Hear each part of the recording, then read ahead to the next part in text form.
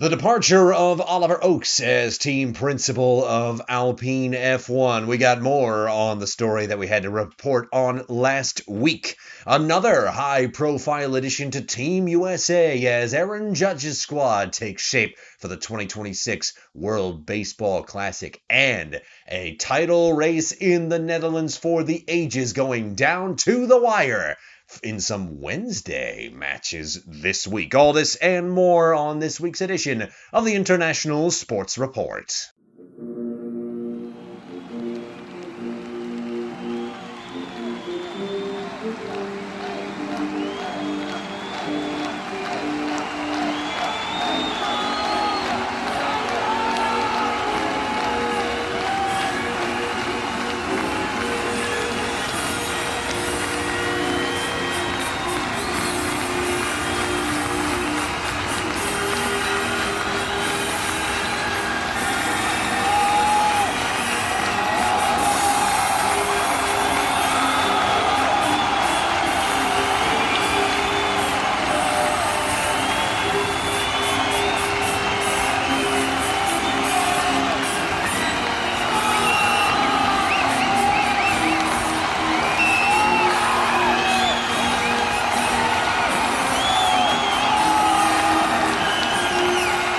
Hello and welcome to this week's edition of the International Sports Report. Marshall Lammert's my name, Matthew Giesecke alongside me here on the International Sports Network. We bring you this every single Thursday to make sure that you're ready for the week of international sports ahead. We're taping this on Tuesday evening this week, the week of May the 13th, and we have a lot of action to get to on this week's show. MG, our top stories of the week, if you please. Let's begin with more of the story that we reported on last week, the departure, of Oliver Oakes as team principal of Alpine F1. We got a new driver, right? Absolutely, we do. Marshall, we've got Franco Colapinto from Argentina, who will be taking the seat for the French side at Imola. Yeah, the Argentine who saw some action towards the end of last season with He did. Williams alongside Logan Sargent for James Vals's men. And the results were fine.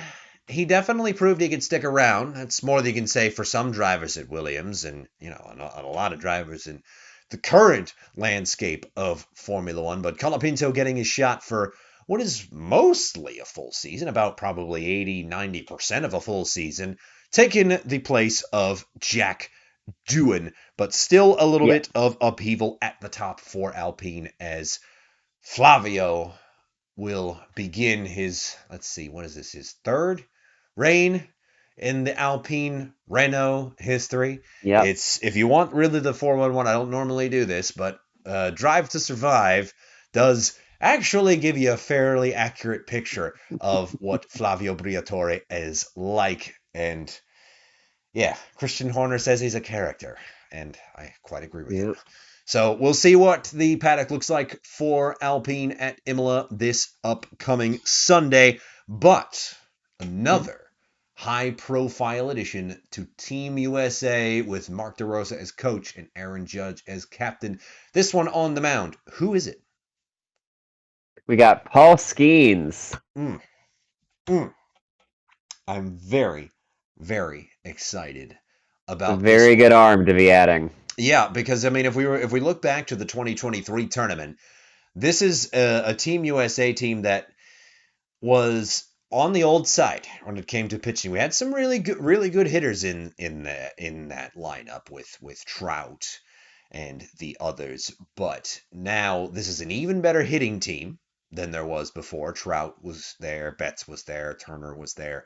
No Harper, no Alonso. There were some people that were missing that are now here for this team. And now we have a very, very exciting young, really high ceiling pitcher who is going to be getting to share his best stuff on the world Yes. stage, the biggest stage. So very, very cool. Excited to see what he's got in store for Team USA. And finally, two matches tomorrow that will have the potential to decide the Eredivisie, the first division in the Netherlands in 2025. Ajax versus Groningen and PSV versus Heracles. There's a 1 point lead.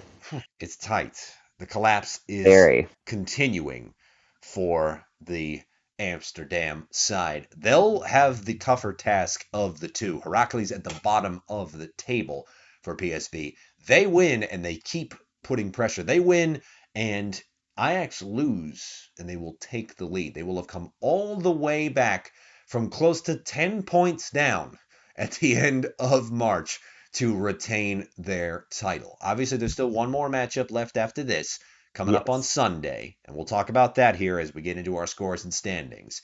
But this race in the Netherlands coming down to Yeah. the wire. So those And are your top PSV stories. averaging an astonishing 3 goals a game. This offense is really something else. It's really, really nasty. PSV 3 goals a game, largely thanks to that dynamic attack of they've got like really two really large target men. The better one in Luke de Jong, who I hate how good Luke de Jong is. But some really speedy wingers. Longs is the big one, of course, but I mean Yes. he's not big, he's very small, but very quick and very dangerous and very annoying.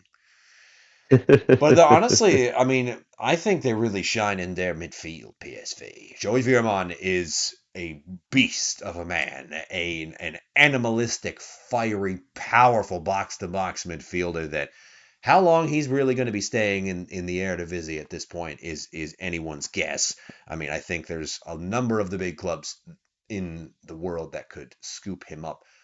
My heart of hearts, I want to see PSV and Ajax stepping up to really retain some of the top talent of the world. I don't think Yeah. they will, of course, because it's just the way the dynamics are in the world of football nowadays. But Money still, talks. money does talk. But a big salute to PSV. They have earned all the points that they have gotten over the course of the last 2 months or so. We'll see if they can finish the job. 2 p.m. ESPN Plus. Later on today, actually, as this will likely be going up tomorrow on Wednesday, May the 14th, a little earlier than we normally do. So I want to encourage you to watch one or both of those matches if you can. Without much further ado, though, that's a perfect segue. We're going to throw up our Games of the Week scoreboard from last week. We'll see how it all played out. Beginning in the Premier League, a marquee game. Shame it didn't really mean anything. Finishes 2-2 between Arsenal and Liverpool. Anfield was pumping after goals from Cody Gakpo and Luis Diaz in the first half, and it was looking good for the champs, but Gabriel Martinelli bombs down the left wing and scores to cut the lead in half before Mikel Merino does just an absolutely iconic Arsenal, tying the match in the 70th minute and getting red-carded 8 minutes later. Reds couldn't capitalize, and the win escapes. Title won, so no matter, no harm, no foul. Unlike Marino. In the Netherlands, Ajax versus NAC. Holy moly, the collapse of Ajax continues as they lose 3-0 to NAC. They dominated possession, way more shots on target, but the defense couldn't hold, and Sant Johansson, Brian Pereira, and Sami Owisa put 3 past Remco Pasveer to bring PSV to within 1 of the league lead. And again, we do not know how the Wednesday games have shaped up at the time of taping this, and I am kicking myself that we didn't tell you to watch the PSV comeback from this weekend instead. In Serie A, Napoli and Genoa, 2-2 draw. Romelu Lukaku notches an early goal to set the tone for Napoli, controlling the game. Unfortunately, though, Alex Mere's collapse at the back tied it up for Genoa and an own goal for the Napoli defender. Giacomo Raspadori broke through to try and send Napoli to victory to make it 2-1 in the 64th minute, but Johan Vazquez knotted it up again in the 84th minute, 20 minutes later, to make sure Napoli would only take 1 point from this affair. The Azzurri will be mad that they let this one get away. And another meaningless game in Germany, Munich versus Mönchengladbach. Olise and Kane take Munich past Mönchengladbach in an Allianz Arena swan song for Thomas Müller. Congratulations, legend, on a well-fought career. Lovely scenes for the champions. Switching to baseball in CBPL, the weekend series, Lions versus Guardians. The Guardians were impudent again against a superior Lions team in every way. Game 3 getting postponed due to weather was a godsend for them. Fubon not bad in Game 1, to be fair. They hung in right until the end, really getting to a good pitcher in Felix Pena, but Chen Young-chi jumps on Anderson Franco in the 8th for the go-ahead home run for the Lions, and they win it 4-3. And that was all the pixie dust the Guards could muster as they got blasted in Game 2, with the Lions putting up crooked numbers in all but the first inning, striking for 15 runs on 23 hits, winning it 15-2, and the series 2-0. In KBO, Giants versus Wiz. Sadly, just one game posted between the Wiz and Giants due to weather over the weekend in South Korea. That was the Sunday game, and the Giants came out on top 6-1. Park Se-won goes 6 1/3 innings, striking out 8. John Jun-woo goes yard for 2 runs off of William Cuevas in a 3-run first for the Giants, and they pepper the Wiz in the 3rd, 6th, and 9th innings to carry the day. That was your weekend series, all one of the games in Korea. And then finally, probably the best weekend series in Asian baseball this week, Baystars and Carp in NPB. Baystars win the series 2-1. Great pitcher's duel to start it off. Trevor Bauer goes 8 strong with 8 hits and striking out 8. Masato Morishita going up against him also goes 8 innings, striking out 7, but both bullpens end up stumbling late. But it's Toshiki Hayashi who gets the right hit at the right time for a sayonara win for the Baystars, 4-3 DNA in Game 1. Carp even the series in Game 2. Sandro Fabian goes yard in the 4th inning, and Daisuke Moriura redeems himself as he joins an excellent pitching relay that helps keep the lead for the Carp and end the game in the favor of Hiroshima, 5-3. Katsuki Azuma wins the day for Yokohama on Sunday in Game 3, though thanks to some early run support. And they win it 4-2 and the series 2-1. So here's how the tables are looking on this Wednesday, starting in NPB. It is the Fighters and Tigers on top, but both of them only by a slim margin. Oryx and Seibu tied for 2nd place in the Pacific League, just 1 game off of Tsuyoshi Shinjo's outfit. And in the Central League, the Giants just a game and a half off of their bitter rivals in 2nd place. Carp not too far behind, 2.5. Baystars 3 off and could very easily take 3rd with 1 slip up from the Carp, but the bottom feeders remain the same. Staying in baseball, we go to the KBO. The LG Twins remain dominant, but say hello to your joint top leaders. Holy moly, the Hanwha Eagles continuing to dominate in the new digs. They are absolutely marvelous in their brand new stadium. Just great pitching and well enough power hitting is doing the job for the former bottom feeders. The Lotte Giants now at their highest point in the standings in a very long time, it seems like. Up in 3rd place, Lions 4th, Landers 5th, Dinos 6th, Tigers, Wiz, Bears, and Heroes bringing up the rear.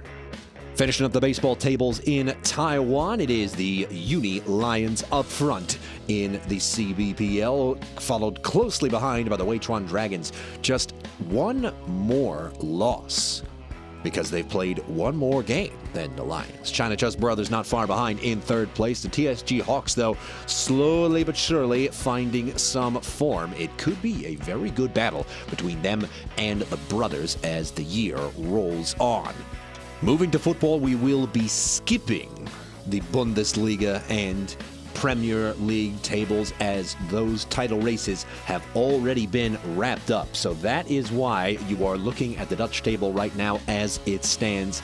Ajax and PSV as of May the 13th, when we are taping this. There's 2 matches left and just 1 point in it up at the top. It's not going to be anything to shake a stick at for Ajax should this not go their way, because they still will be in Champions League football if they finish in 2nd place. Feyenoord does not have enough in it to catch them at this point. They will be guaranteed either 1st or 2nd place. But it has to be said, should they do let the lead slip away, this is going to go down as quite the monumental collapse. Feyenoord, Utrecht, and Twente wrapping up your top 5 in the Eredivisie, and as always, the bottom feeders remain the same.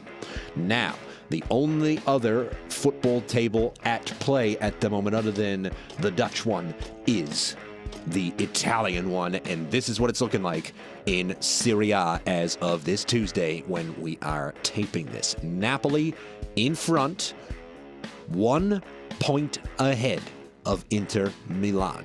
If it goes Inter's way, they could be looking at a League and Champions League double, one of the greatest seasons that they have ever had, even in their storied history. Atalanta, 7 points off of the lead, 6 of second place. Don't really think they're going to be going anywhere, especially because Juventus is in 4th place on 64. But don't look now, so is Lazio, and they are even on points there, with Roma a point off of them and Bologna 2 off of them. And I think that the final match day of the year in Serie A is absolutely madness, shaping up to be one of the craziest in football history. And I don't think I'm exaggerating when I say that. All right, speaking of the suspense, the chaos, where are you going to spend your time watching sports this week? Where indeed? Well, I'll tell you. Boom, there is your games of the week for May 13th. Starting in the Premier League, Chelsea and Man United this upcoming Friday at 3:15 Eastern Standard Time. Champions League football on for Chelsea should they win out. They are just 2 points off of Manchester City for 4th place on the second to last match day of the year. In the Eredivisie, you could pick any number of them. Didn't pick the Wednesday ones again because we're going to be uploading right around the time that this is happening, and there's still a pretty big chance that the title will not be decided today. It will likely be decided on Sunday. We start and choose properly Ajax versus Twente, 8:30 a.m. on Sunday. Francesco Ferrioli's men need to win out. They lead again by just 1 over PSV. And they'll be facing a bottom feeder in Heracles a little bit later on today as well. It's likely that this match on Sunday will decide the title. And Ajax will have to do it against one of the better forwards in the league in Sem Stein. Lose, and they have choked their title chances away. In Serie A, 2:45 on Sunday. It's a battle of 2 versus 5. Napoli drawing last week does make things interesting for Inter. As he said, might be on for a League and Champions League double, should they manage to get the lead back. But honestly, it's a coin flip at this point, because they also have to play the Champions League final here very soon. So if the coin flips one way, let's say it's heads, they do a League and CL double. Tails, it is one of the most monumental chokes in football history. That is what is on offer. And then finally in Germany, Saturday at 9:30, if you want to watch Thomas Müller's last game in a Bayern Munich uniform, salute the legend and take a look. In baseball, the midweek series, rubber game of a 1 versus 2 in Pacific League, likely about to begin a little after this is uploaded. Fighters have stormed into first after an excellent run. Most well-rounded team in PA League, if you had to press me on it, and they're looking to prove it and herd the Buffaloes down the table. In the KBO weekend series, Eagles versus Landers. Ladies and gentlemen, your KBO leaders, the Hanwha Eagles, and their great pitching duo of Cody Ponce and Ryan Weiss, the great foreign pitcher duo that is. They have positioned themselves beautifully against any possible offensive opposition. While Rossi Juan and Moonhyun Bin, their big domestic star hitters, continue to manufacture runs with those big old bats. And they will be facing a Landers team sitting in 5th as they continue to middle. And then finally, CVPL Weekend Series, Lions versus Hawks. Lions looking to let it ride as their offense continues to hum. And if you're not a Lin Zhu fan yet, what are you doing with your time? He and his home run buddy Lin On Ko will take on the best pitcher in the league in Braden Higgins in Game 1, who leads in both wins and ERA at the time of this recording. Man, it is tough to be a pitcher. And that, yes, is a very deliberate segue. It is time for us to talk about the toughest roles in all of sports. So we had a little bit of a shorter show last week. There's the card if you missed it. But we put off our discussion on the toughest roles in sports to this very episode. So without further ado, let's get right into it. I'm intrigued to know what you think. Obviously, we share the same Google Doc when we get ready for this show. So luckily, you know that you know some of the roles that I'm going to mention. But I wondered if you had maybe had some more set aside. We're going to start with the obvious one, the one that is in the center of all the action when it comes to baseball, the one who decides when the ball starts moving, the pitcher. Yes. I mean, the amount of mental toughness it takes to be not just a pitcher, but a really good pitcher is absolutely unfathomable. Oh, absolutely. I mean, why is that? The toughness, the endurance. Yeah.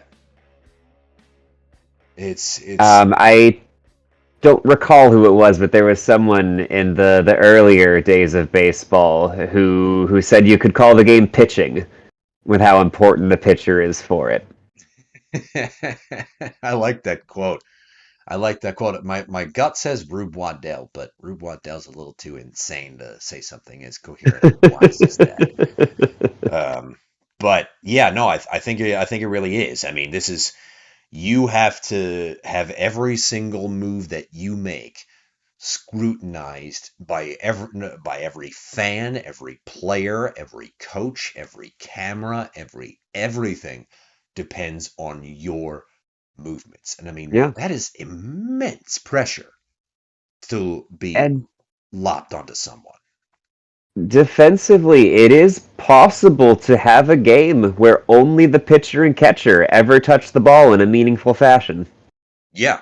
I mean, that's crazy enough. I mean, when you contextualize the achievement of a perfect game in that respect, that it takes every single little thing to go right. And we're not even mentioning the mechanics of actually pitching effectively at this point. This is all we've only mentioned the mentality here, but the amount of stress it puts on your body, specifically your forearms, your shoulders, your legs, your endurance in your body, everything. There's a reason why pitchers do distance running and really no one else on the team does a lot of the time, because you have to be able to not lose a step mechanically for as long as you can in the ball game. And when you have one little thing wrong with your delivery, let's say I'm going to use Bull Durham as an example. I love to. When you aren't bending your back on your follow through, when your head isn't positioned correctly, above your neck or in relation to where your arm is, or if you're turning your wrist in an incorrect way, that causes your breaking balls to hang, that causes your fastball to be up. It causes all sorts that could go wrong and make it just a can of corn, just ease for the batter. And it could be any batter. You could give up a home run to the 9-hole hitter because of one mistake that you make, and that could cost your team the game. One little thing that you make. Every single thing that you do could cost your team the game. And one of my favorite baseball stories is Ku Dai Sung hitting a double off of Randy Johnson in his second ever professional at bat. You brought up Ku Dai Sung. This is why you're the co-host of this show. I love it. I absolutely love it. Yes. So, I mean, I think we're going to bring up a few more, but I think we can safely say pitcher's probably top of the list. Am I wrong Pitcher's about that? certainly up there. There's another one that I'm thinking of that just in terms of the raw We'll discuss it when we get there. We'll get to I've that. got another I'll one let that's you in argue that contention. case because I do want to hear because you bringing the hockey perspective of this. Yes. I think So you're going to be able to lend your case. But I want to make sure I mention the other side of the coin with yeah, Pitt here, since I did mention catching quite a lot. Catching, I think, else also is something that you absolutely cannot discount. Physically, you have to have the yes, strong legs. You have to have the strong arm. I mean, I think that to have an impressive pop time as a catcher is such an achievement because of the amount of work that it takes to nail that right. Because you have yeah, to explode from your stance, make a correct throw at the exact right spot, just under your shortstop or your second baseman's glove to actually make the tag easy to nail a runner trying to steal second base. And this isn't really so much the case now, thanks Buster Posey, but you also had to be able to put your body on the line to make those plays at home and sometimes get yes, completely barreled over and hang on to the ball. And that's just incredible. So that's the physical side yeah. of this. But on the Framing as mental, well. framing you mentioned, I almost forgot about framing. But yes, I mean that's kind of equal parts physical and mental. You have to be able to make the adjustment. Let's say your pitcher misses your spot. You have to drag your glove, just jerk it straight away. Maybe going to the left, maybe you're going up, maybe you're going down, maybe bringing it diagonal. You have to make it look good. You have to sell it. It's a little bit of Yep. wrestling almost. And it's that wrestling mentality, and it's I'm biased because guess what position I played, but it's incredibly hard. And then on the mental side, Yeah. it's balancing the egos. I think that is probably the toughest job a catcher has is to be the mental and emotional battery mate to all the pitchers that he works with or she works with. I'm going to bring in Diamond No Ace here to illustrate this. My new favorite anime of all time that I'm stuck in Okay. right now with currently. That if you're watching at home, if you haven't seen Diamond No Ace and you're a baseball fan, sort that out. Pay for a Crunchyroll subscription straight away. And the catcher on this high school team that is the main character plays for is one of the smartest, most conniving, manipulative, intuitive characters I have ever seen in any story ever, and it's better for it because that is what a catcher has to be. He has to be able to balance everyone and make the right calls all the time. He has to be able to establish this psychic connection with the pitcher, to not be able Yeah. to say a word, but look at this person and calm them down. That is really, really, really hard to do, and only the best catchers in the world can do that to And if balance there's a all of play at second, throw around him. that. Yes, and to be able to tell them to do that. Yeah, and then if the pitcher misses a spot, you got to be the one to pick it up. You know, it's kind of that first baseman's job that honestly probably should have made this list too, but Yeah. because baseball's a really hard sport. But we do want to Yes. transition Yes, it just a is. little bit. So I think I have a couple more, but Yeah. I do want to go. I do want to raise the elephant in the room here. That and it's a tricky one, and honestly could probably make number one because of the amount of sports that this position features in, and it's hard in every single one of them in its Yes. own unique ways in every In single one. very different ways. So let's talk about goalkeeping. Yes. Let's do it. Let's start with hockey. Let's start with hockey. Okay. So I mean, you've got a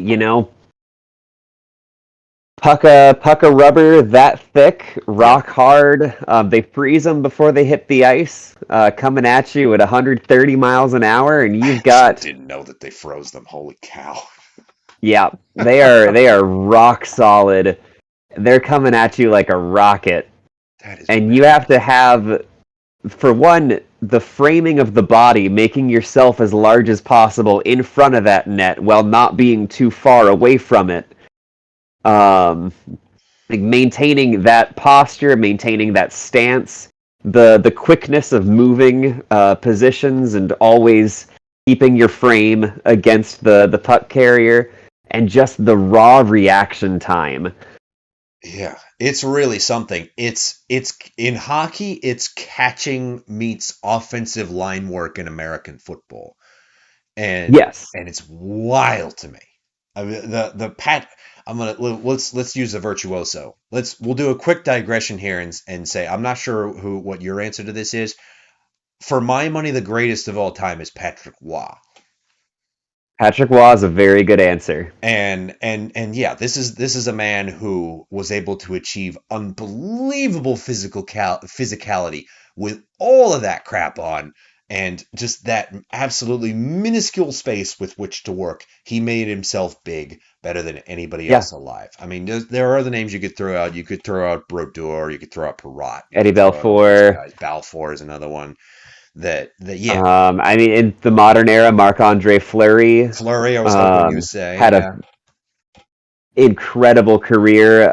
Henrik Lundqvist, one of my favorites Lundqvist. to never win a cup. Yeah, Um, yeah. Carey Price recently retired as well. A bit biased, of course, but Sure. for a while there, Corey Crawford was unbelievable. Yeah.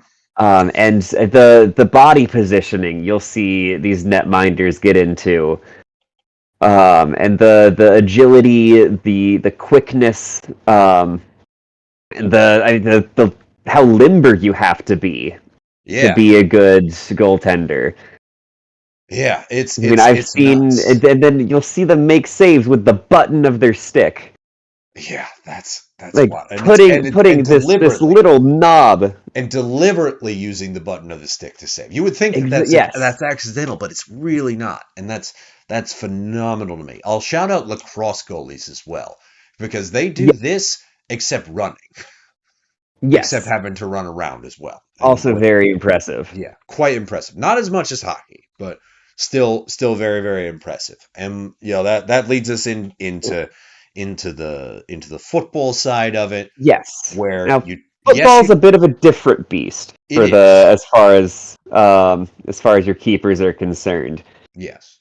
I hold the opinion that your keeper should be doing as little as possible in a football match. If it gets to the point where the keeper is having to make saves, then your defense has already failed, and you shouldn't be doing that. Okay. Now, what do you say to the sweeper keepers out there? Now, sweeper keeper. Now, I'm not saying a keeper shouldn't be making plays, mind.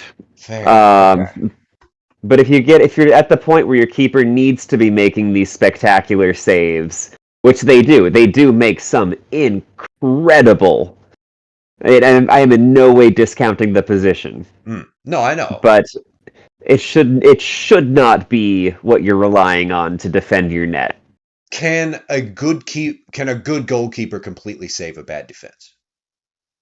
I don't think they can completely. I think they can do a lot of work. Like Kasper Schmeichel was very very big for us in net for a while, as far as the Foxes are concerned. Allison has definitely bailed out Liverpool many a time, You don't need to bring up that trauma. and that's where I think the rub is. A good keeper bails you out in Yeah. football. Can't save you, but it can, and I'll use the great Leviathan as the example goes. The man single-handedly got CSK Moskva into the early Champions League finals that he did, and really made the Soviet Union a force in in like the 60s and the 50s and 60s rather.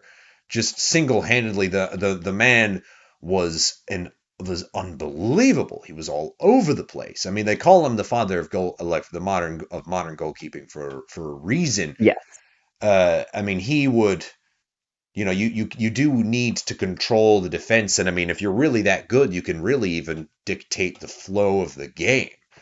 And yeah, and Yashin that could do that. is where they're most important, Yeah. in my opinion, is as that field general and distributing the ball Yes. is I think a massive part and underrated. I think Yeah, absolutely underrated. underappreciated part that I think you say that you mentioned like a field general say if people think about that they're thinking of the big guy in the midfield or a Virgil van Dijk type in central defense who's really doing that dictating. But I mean, if you don't have your goalkeeper doing that in some respect, I do think you are missing out on a really big advantage that you could have. I'm trying to think of the last guy that really did this, or maybe he even does this. I'll say Manuel Neuer's probably that guy. Yeah. Probably a real captain type of goalkeeper who a real. I hate doing this, but it's really just a demonstrative, a real quarterback type of goalkeeper. Yes. That Neuer is that. I think that's probably. And I mean, again, it He's depends on your the archetype team in you this meet, era. but yeah, I think he's probably that archetype is likely the most effective. But I mean, any stretch of the imagination, it's incredibly difficult to do Especially defending set pieces. You've got to have that keeper set putting pieces. his defense where he wants them or her. Yeah, because there are truly marvelous female keepers out there. Golden age Yes, of them, I would say. Um, but yeah, I think absolutely. you're right. As we're sitting here talking about it, I'm not sure.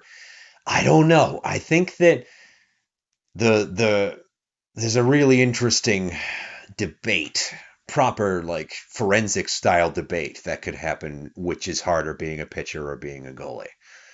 It's really It's a it's so wash. the positions are so different. Yeah. It's very difficult to compare. We will do it one of these days. We'll come Yeah. back to this. I'm going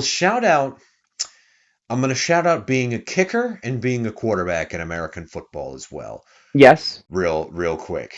Just because being a quarterback, it's one of the only positions that we've mentioned so far where you actually, aside from catcher, well not anymore, where you actually get violently attacked by the opposition. Yes.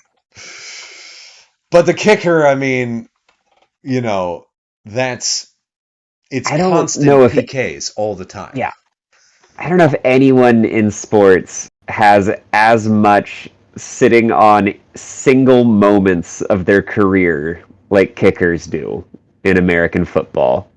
And even pitchers, they throw plenty more pitches where you can't really pinpoint one, uh, unless your name is Aroldis Chapman. Um, Sure. but I don't know this question. So we did need to mention kickers in particular. Screw it. Being a quarterback's easy. Anybody can be a quarterback. Anyway, I mean, many of my favorite quarterbacks, the best thing they did was hand it off to a running back. that's true. That is very, very true. Philip Rivers. Anyway, all right. We're gonna get Uh, into it. I did promise you a history lesson this week that you didn't get. Let's do it. I'm gonna roll the video. There, if you want to watch the full version of the footage that you're seeing here as we get our history lesson started, there is the card. Matthew, I'm going to regale you with the tale of the blue-eyed Japanese. That was the actual name that the newspaper writers of the time gave him, and they thought that was an acceptable nickname for a baseball pitcher. Victor Konstantinovich Starfin, born in Nizhny Tagil, Russia, 1916, in the smack of the birth of communism in Russia. He flees with his family to northern Japan in 1917 to get away from the Russian Revolution. He goes to high school on the island of Hokkaido in a little town called Asahikawa. It was very impressive. One of the best high school pitchers in the nation. He really kind of turns to baseball to get away from a very difficult home life. He gets noticed by Masataro Shiriki. He was the guy that started the Yomiuri Giants, the team that would become the Yomiuri Giants. At this point, they are the Tokyo Giants or the Tokyo Kyojin. But he wants Starfin Starfin is a little reticent. He's thinking baseball's a hobby at this point. He's thinking that he's probably going to try to be responsible for his family, and it doesn't really sit well with Shariki all that much. So he realizes, being a newspaper editor, that he has a trump card to play to get what he wants. Victor's father is at this point in time being brought up on a manslaughter charge because he allegedly, this has never been proven, killed his mistress, not his wife, with a knife while under the influence of alcohol. So he threatens Victor with this. He says, I'm going to put this out in public and deport your family if you don't join my baseball team. So Victor's like, okay, you win. I'm not going to fight you. I will be your ace. And he's like, great. So they go to America as the Tokyo Giants for the very first time. And this really rakes in the ticket dollars because they're really good. When you put them up against minor league teams in America, they're really, really good.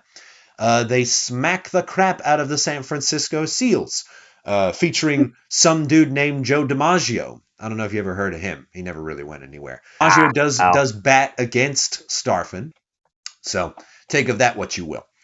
But Starfin becomes one of the premier pitchers in the Japanese Baseball League at the time, the JBL. It starts in 36 when the Giants get back from their American tour. And he joins the same team as our good friend Sawamura.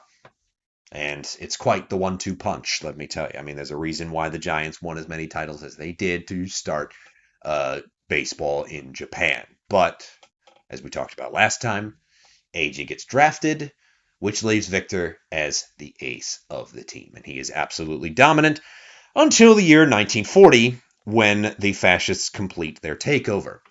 They do this thing called the anti-English mandate. So what do? They get rid of all the English-sounding terms and names and team names in the league. Everything has to be Japanese. Every single thing. Especially that big white guy. We don't want him to have his Russian name. So we're going to throw you out of the league unless you change your name. They change it to Hiroshi Suda.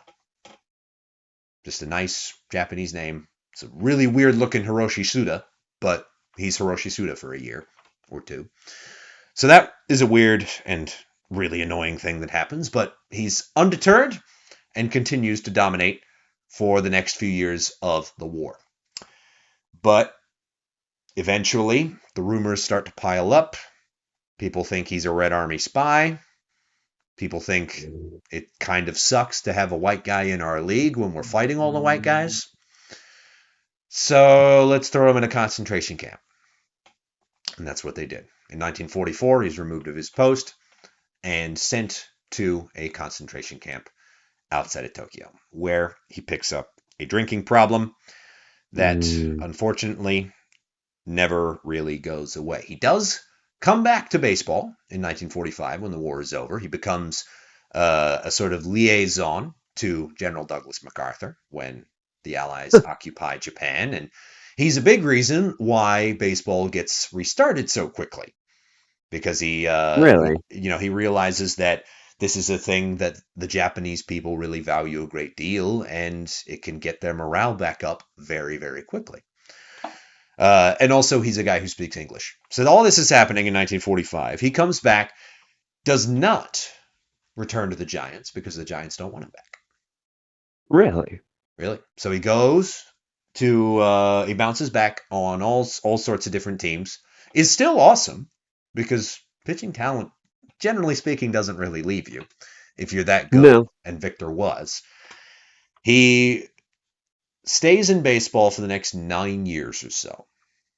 Gets his 300th win in the mid-50s and hangs it up. And he thinks it's going to be easy. Life without baseball. It's not. Life without Never baseball means life with only alcohol. And one night in 55, he goes out for a drive. The next morning, his car and his body are found on the train tracks. It's ruled an accident, but no one has ever really been able to rule out suicide. And it's not really a happy ending, unfortunately, for Victor. But it's an incredible life that he lived, and he is revered to this day because, especially up in Hokkaido, because take a look here. This statue stands outside of the stadium that bears his name in the town of Asahikawa. And that is the story of Victor Starfin and your history lesson for the week of May 13th. So what do you say we switch to football next week for our history lesson? Let's do it. All right. And that, without much further ado, is going to bring this week's edition of the International Sports Report to a close. Thank you very much for joining us on this ride here this week. Make sure you watch all of the incredible football that is going to come your way this week. And, of course, the Imola Grand Prix this Sunday. Down in the comments, let us know what you think the toughest roles in all of sports are. Do you agree with us? Is it goalkeeper? Is it the top of the list? Is pitcher harder? Is there one we missed?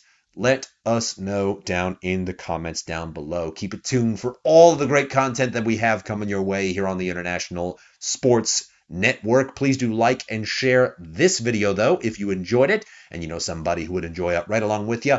And be sure to hit the subscribe button and the bell icon down below the video screen to be notified every single time we upload a new video. I've been Marshall Lamert. This has been Matthew Giesecke. Thank you very much for watching this week's edition of the International Sports Report for the week of May the 13th. We'll see you in the next one. But for now, that's the game. And good timing, too, because my phone's on 10%. Ooh. Just managed to get it under the wall. Oh, nice to have that light out of my eyes. It was a good idea. It was a good idea. Yeah, it is. Yeah, it's just so harsh. Yeah, no, it is. Yeah, absolutely not compulsory. If you want to keep using it, by all means do. But you've been all right. Honestly, It hasn't looked too bad. I can kind of correct it a little bit on with my editing software, anyhow. Yeah, I've usually got better light, but because it's 10 o'clock. Yeah.